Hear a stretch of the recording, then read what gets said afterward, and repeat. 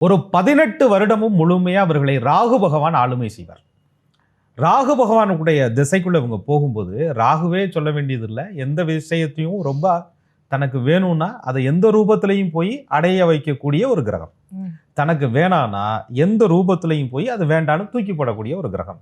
எதையும் கொடுத்து அந்த ஜாதகரை உயர்த்துற கிரகம், எதையும் கொடுத்து கெடுத்து அவரை பாதிக்க வைக்கிற கிரகம். அப்படிப்பட்ட ஒரு ராகுல இந்த சின்ன வயசுல இவங்க போகும்போது படிப்பை தவிர எல்லா விஷயத்திலையும் திறமையா இருப்பாங்க.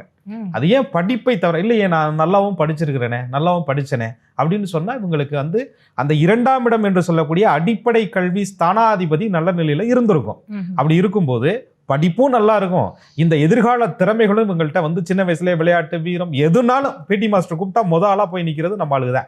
டான்ஸ் கிளாஸ்னா முதலா போய் நிற்கிறது நம்ம ஆளுகுதான். பேச்சு போட்டினா முதலா போய் நிற்கிறது நம்ம ஆளுகுதான். யாராவது அடிச்சுட்டு வம்புழுத்துட்டு பேரண்ட்ஸை கூட்டிட்டு வந்தா அதுல பஞ்சாயத்து வைக்கிறது நம்ம ஆளுகுதான். நம்ம ஆளுகனாலதான் எல்லா இடத்துலையும் ஒரு பிரச்சனையும் இருக்கும். அது எல்லா இடத்துலையும் ஒரு கிங்கு மாதிரி அந்த இடத்துல இருக்கக்கூடிய அந்த ஒரு சேட்டைகள்லாம் அந்த ராகு திசையிலே இவர்களுக்கு வந்துடும்.